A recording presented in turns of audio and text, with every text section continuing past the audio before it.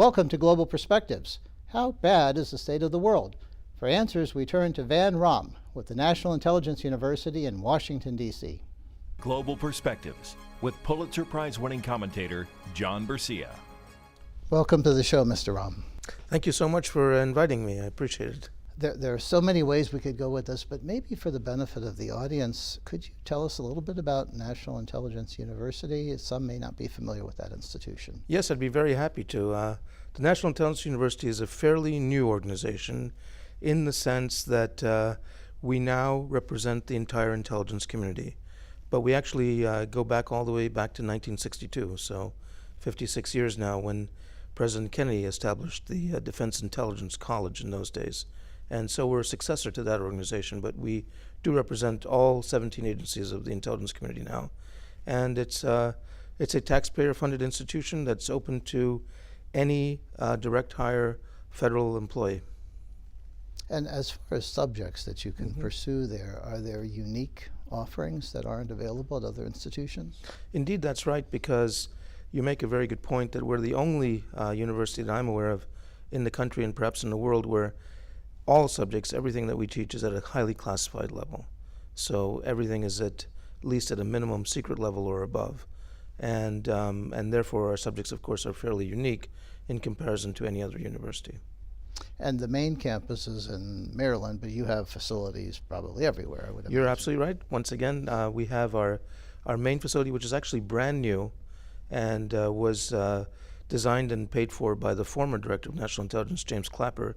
It's in Bethesda, Maryland. And we do have academic centers, as you point out. One is right here in Florida, in Tampa, at MacDill Air Force Base. We have another one in Quantico with the Marine Corps. And we have one in Europe, which is in Stuttgart and also in the UK. And we have one out in Hawaii. So we cover the globe pretty well. Wow.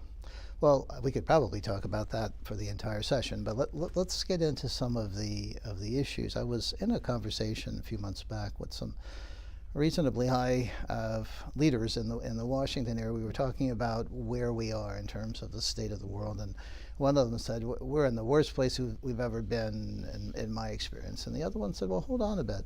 The state of the world is probably always bad relative to its circumstances of the time.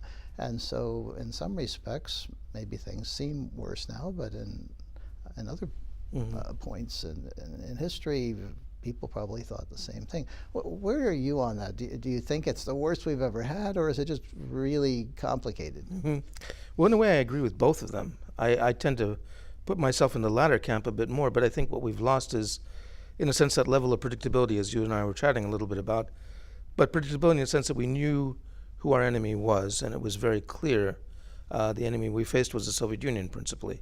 And what's changed now is that the multiplicity of threats are much more varied, and we don't know really where they're coming from and when in particular. So although it's probably not quite as dangerous as being blown to smithereens by a nuclear attack, then the nature of the attacks are such that we're finding it far harder to predict them even in the intelligence community, as we're seeing from daily headlines. Sure.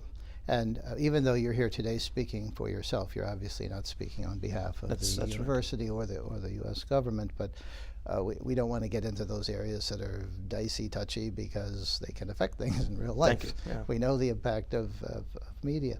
But if you were to talk generally about the types of problems that we have and that are evolving, what would maybe your top three be?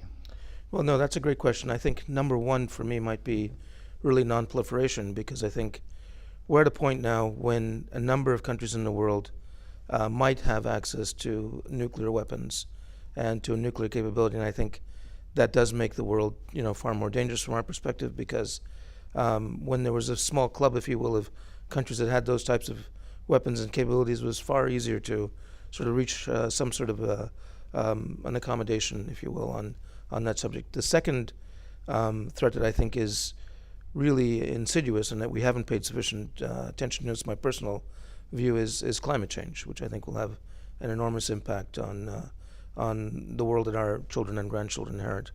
And the third is, of course, the cliched one, but I think is still very relevant, which is terrorism. And terrorism is something that we find in such a variety of forms and ways around the world. It's concentrated principally, as we know, in the Middle East, but it's really almost everywhere at any point. And I think it's a threat that's particularly difficult to prepare for. Well, I agree with you, and I remember being a student and then later talking about the non-proliferation issue and the Treaty on the Non-Proliferation of Nuclear Weapons and how consequential that was in so many ways. Right. And then so many nations now either have Exactly. violated or That's are right. in a position to violate. He has them, so I want them. That's right. And, you know, well, they're getting it. I think I might as well get it too. Otherwise, And it's not you know. making anyone safer. Right. And then the climate change issue, some of it unquestionably is caused by people, and some of it is just Yeah, I'm what not happens debating in- the nature of and- what and, caused it, yeah, but oh, but yeah, it's happening. It's you there, know. and Yeah. when you recently people were shocked when there was the news report about this large crack that opened up Exactly. in Kenya. That's and right. Could that eventually lead to a separation of Yeah. the African continent? Yeah, That seems unimaginable, but that's right. But it's not. It's not. It's the state we're living in. Sort of, that happened right millions of years ago. So it's not something that's perhaps unique to our time period, but it's something that we have to be certainly aware of and to be prepared for that type of challenge, because I do think it has immense impact in terms of crops, in terms of food that we're able to grow around the world, in terms of just sort of where people are able to live. All of those sorts of things that are very banal sorts of questions, but are very important in terms of the world that we'll inherit. And the third item, I couldn't agree more. When I was in postgraduate school doing some work with the university's journal, the first book I reviewed was one called The Weapons of Terror. Right. And you didn't have the conversations like you have today, but there were some people who were aware that this was a huge and growing problem, and we needed to pay attention to it. We needed some kind of systematic approach at all levels. That's and we right. talked about it, and then we had 9/11. Right. And all of a sudden people were paying attention That's for a right. few minutes, That's right. and now it's something that's happening over there. And we've become inured to it, and that's very unfortunate because it is something that I think takes place, as we see from the headlines. In fact, every single year, every single month. One was unfortunately in your hometown here in Orlando just last year. So it's not something that's theoretical. It's something that's really actual. It is, and the other part of this that I think is worth exploring, and I'm glad that there are more and more history-related programs that talk about, the 60s and the Right, 70s and so right. forth, but we tend to forget, or maybe some of us never knew, about the level of political violence That's that was right. going on in That's that right. period. And That's right. in the early 70s, there weren't just No. hundreds, but thousands of bombings right. that took That's right. place, and they didn't do a lot of damage in the sense of killing people, but No. they damaged property. And hugely symbolic as well. Yeah, and this was tied in with the war and everything else. But when you tell them that, they look at you like, "What do you mean? This is How brand could- new. How could Just that tip have up. happened in this Right. country?" Well, it can happen anywhere. That's right. And you look at the disaster, the humanitarian disaster in every respect that's been taking place in Syria. Could that happen in other places? Of course Yes. it could. Yes. And more easily than I think we might believe. No, absolutely. Your point is very well taken. I think there was an attack on the U.S. Congress in 1948. Everyone has forgotten. This kind of thing is not unique to our time, but I think, as you say, the main difference is that it's really quite so prevalent, and I think that's really the key in terms of being able to sort of take place anywhere at almost any time. Well, what is the best way to inform people about what is happening, and then probably just as importantly, to get them to take a step in a constructive direction, Right. to be engaged, to contact their representative in Sure. Congress, to join an organization, something, Yeah. instead of just sitting there. And I remember, growing up during the Cold War, Yeah. I would look at people when they'd come outside and when something was happening in the news, and they were just walking around with this expression of apprehension on their faces. And I've seen it now quite often in recent years, and it's kind of scary, but I don't know if there's a move from apprehension to trying to do something about it. Well, at the risk of sounding quite partisan, if I may, I would just say that I hope that more Americans listen to programs like yours. I hope that more Americans take an interest in world affairs, because my own sense is that for less than 1% of the federal budget, Americans get quite a big bang for their buck. And by that I mean, you have the Department of State, the U.S. Agency for International Development, that really are around the world and that safeguard and protect U.S. government and U.S. interests in general for a very, very small and sort of reasonable price, in my opinion. I realize I'm biased. But if you compare that with the $718 billion defense budget, I think that one could make an argument that perhaps if more of us were interested in international affairs, supported our own government's efforts overseas, participated in things like World Affairs Councils and listened to programs like this and took an active interest in world affairs, we are still the reigning superpower in the world.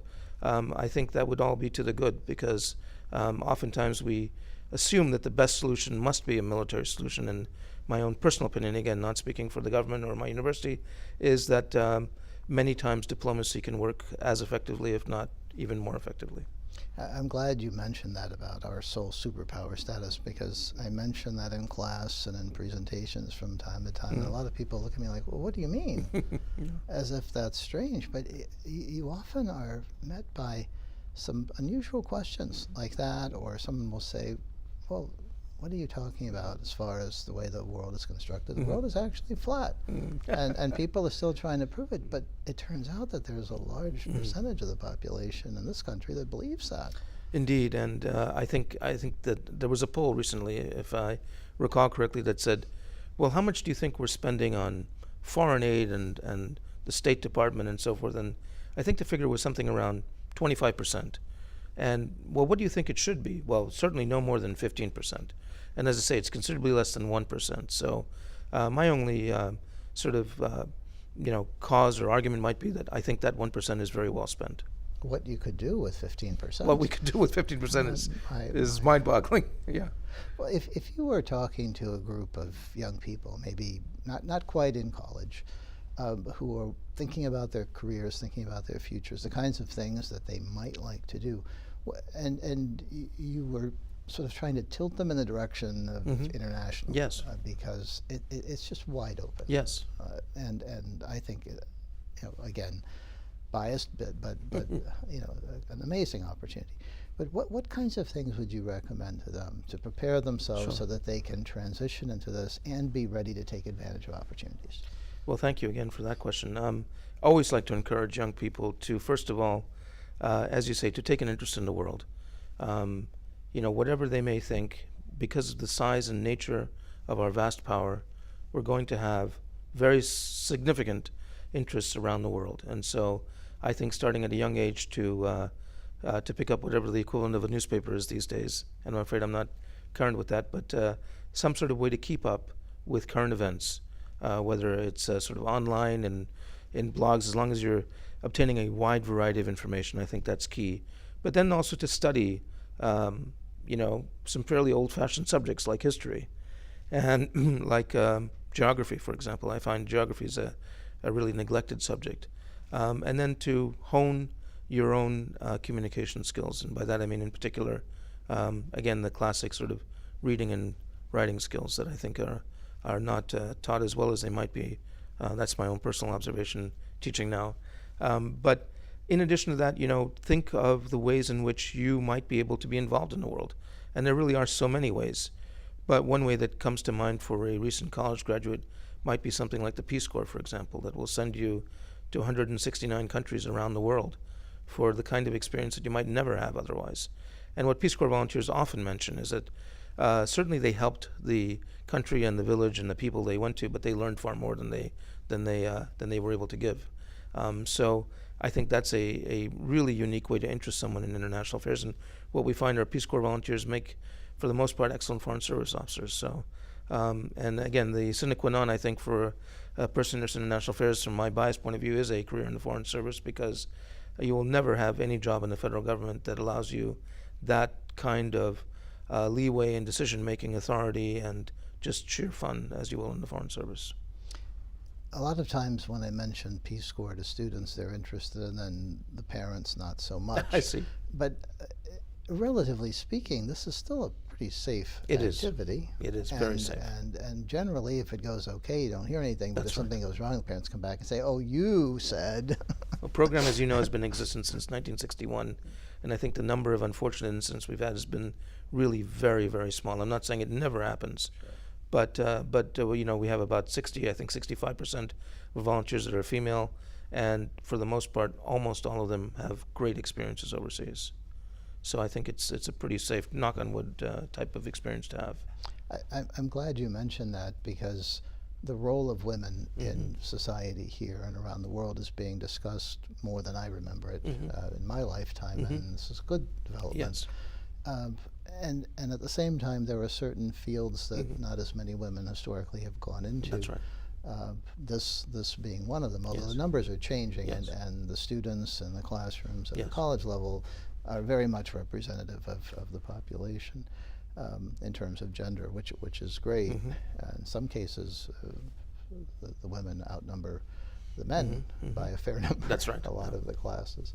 But what are the opportunities that you anticipate for women looking forward, maybe 5-10 years? Yeah.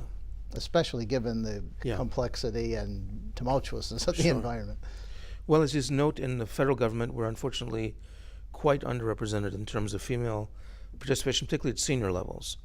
But what I do see happening is that, for example, again, I'll talk about my own experience, but our entering classes for the Foreign Service now are approximately 50% female. What that augurs is a very good sort of trend line, if you will, because it seems to be that in about 10 years we'll have significantly more senior female officers. And why that matters is because I do think that having an equivalent number of males and females does tend to mitigate towards a far better sense of comprehensive decision making, if I can put it that way. You know, study after study has shown that males tend to be sort of a bit more reactive, or a bit more ready to find a sort of a military or a violent solution, if you will. And mitigating towards consensus seems to be something that women are particularly good at. That's obviously a generalization, but certainly we found in the Foreign Service that it's been to our huge advantage to have more females rather than fewer. I met yesterday with a woman attorney who does a lot of high-level global negotiating, and partly because of culture, partly because of tradition, partly because of male-dominated societies, her work can be difficult at Yes. times. But are there some ways to get around those problems, again, as Yes. we move forward? Well, it's a very good point. Again, I think again I'll draw on personal experience, but my wife is a Foreign Service officer, and you know, we came from a rather challenging assignment in Saudi Arabia, but she was able to deal very effectively with senior Saudi government interlocutors because they accepted her in a sense as an honorary man, and in a way, in some cultures, that's what's required. That you sort of have to get beyond that barrier of gender and just stress, look, I'm an American official, and we have to talk sort of at that level. And I'm afraid to say that sometimes that does transcend culture, but it's important because they do tend to sort of do a little bit of a carve out and to say, right, I'm not thinking of you now as someone who's female or in a gender related role, but in your capacity as a representative of the U.S. government. So you mentioned those three areas of Yes. concern. Are there other areas that are on the list but maybe not as high up as those that we should also be paying attention to? No, absolutely.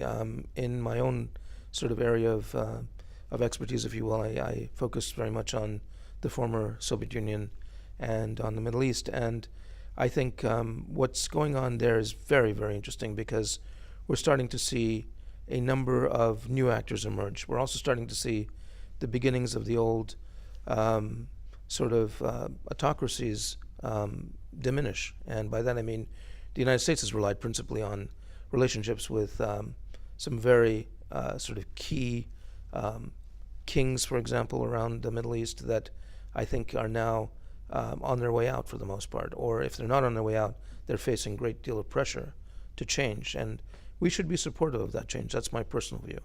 That democratic change and democratic processes in the Middle East ought to be encouraged. But, for example, in the Soviet Union, former Soviet Union, we're facing, again, a really new enemy in the sense of having these multiplicity of actors that we didn't have before. We used to have to just deal with one oligarch, if you will. But now, because of social media and other sorts of tools, it's a world that we're not able to understand quite as well. So I think that's starting to affect U.S. interests there very much. Is there a way that you can help us understand what is happening in the Middle East Mm-hmm. without getting into the weeds, Yeah. because that would be fascinating, but we need to do 4 or Sure. 5 shows. But Yeah. but it seems so complicated. You've got political Yes. change happening. Yes. You've got tensions within and between Yes. cultures, tensions within and between Yes. religious parties, and on and on and on. And it seems to be happening so fast. Is there Yeah. anyone who has his or her hands on what's around what's going on? Well, that's very well put. I think the quick answer, the easy answer, the facile answer is no. But look, we have a situation in which the Arab Spring has really morphed and has become a bit of a disappointment, really. In fact, more than a bit, it's failed in many cardinal respects. But at the same time, I think many Americans are probably not aware that the most pro-American country in the Middle East is none other than Iran. And Iran has a very youthful population that is 70 to even 80% pro-American. When I say pro-American, what I mean is pro-American culture, pro-American universities, pro-American soft power, if you want, but not necessarily pro-U.S. government. And there's a key distinction there. Now, not to say that the government of Iran is pro-American, because I want to make sure people understand that I'm talking about principally younger people. But younger people in Iran have a very favorable impression of the U.S. That's not true across the Middle East. But I think these are the kind of things that we have to pay more attention to, and that we have to begin to recognize in the field of, for example, what we call public diplomacy, and to engage far more directly and far more deeply with younger people in Iran, and to recognize that there is a ferment going on in the Middle East that might belie our traditional support of monarchs, as I've noted. And I'm not saying that we should do away with all of our traditional relationships, but we have to pay attention to the fact that many times in many of the societies, younger people are experiencing a kind of ferment that we need to not only recognize, but I think in some cases be supportive of. No, I think you're absolutely right, and we tend, especially when we don't know very much about a given country, we tend to broad brush it in terms of a few details. So when we think about Iran, we think about the Ayatollahs and That's right. theocracy, and you forget the rest. Yes, we're obsessed with the hostage crisis. It took place, as you know, a very long time ago, maybe even when you were in university. And so the point is that, if we're going to make that the leitmotif for all of our relations with Iran, we're never going to make any sort of forward progress. And I think, just as Iranians have to get over sort of their principal issues with us, we need to move beyond the hostage crisis and try to focus on the fact that this country of 80 million people has a huge amount of potential for the United States. And a tremendous amount of diversity, Yes, because yes. people think, oh, they're all Persian. Well, They're not, no. Barely half Persian. Barely half. That's a very good point. And, for example, as you say, 25% of the population is Azeri from neighboring Azerbaijan. They've got about 10 million Kurds from Kurdistan, many other ethnic groups, including Armenians and Georgians and others. It's a really important point. In fact, they're, in some ways, almost a mirror image of ourselves, at least as nuanced in terms of politics and economics and society as we are. So that's a very good point. Those are the inheritors of the Persian Empire. If you had an opportunity to create a small college focusing on one issue that you thought was most important in terms of educating people, developing awareness, and perhaps encouraging them to move into that area as a career, what would it be? Well, I think you probably recall, as I do, that a famous or renowned British academic has established a new college for humanities. And along similar lines, I might recommend sort of a new college for political economy and geography, because I think those are fields that, in my view, are really underappreciated and that are not sufficiently taught in American universities, at least in my experience. Okay, and then we were talking about the possibility of a book. Yes. Is there a topic that you would address if you were to sit down and write one? Would it be a comprehensive undertaking? I'd like to, or very much would appreciate the opportunity to have a sabbatical to write a good textbook of modern Middle East politics. But but I'm not sure that that I'd be able to do it justice. But I think that's something that I haven't been able to find. In fact, in my classes that I teach, I often use a lot of YouTube videos because we don't have a comprehensive textbook that describes the very fast changing nature of our politics. I just wonder if it's even possible now because of the rapid change to have. Right, good point. Because I've seen the books as they come across Exactly. my desk, and they're usually out of date by That's the time they're published, or been even my before. experience. That's been my experience. Or But- too narrow. too narrow. Yeah, not broad enough. I find the YouTube videos are wonderful because they're not objective at all, but they do offer my students a perspective on what's going on in the region that they might not otherwise have, and then that's very welcome. Sometimes from the perspective of the countries themselves, which is something that the technology allows us to do. We just have time for one more quick question. Sure. But at the end of your workday, how do you decide if it's been successful or not? Is there some specific achievement that you can point to that really makes you think, wow, that was a good day? You know, it's a great question again. I think many times I'm extremely fortunate in that students, at least in my university, tend not to be shy. And they will come up to me with almost immediate feedback in many cases to tell me that worked or that didn't work. And when they tell me it worked, I'm enormously gratified that they've learned something, that they've found out something about the region that we're teaching or that we're able to pass along, that they found of use in their own lives and careers. And for that, I'm enormously grateful to be able to make that kind of contribution. Well, thank you so much for joining us Thank today, you. Mr. Ram. Really appreciate this. Thank you. And thank you. For Global Perspectives, I'm John Bercia, and we'll see you next time.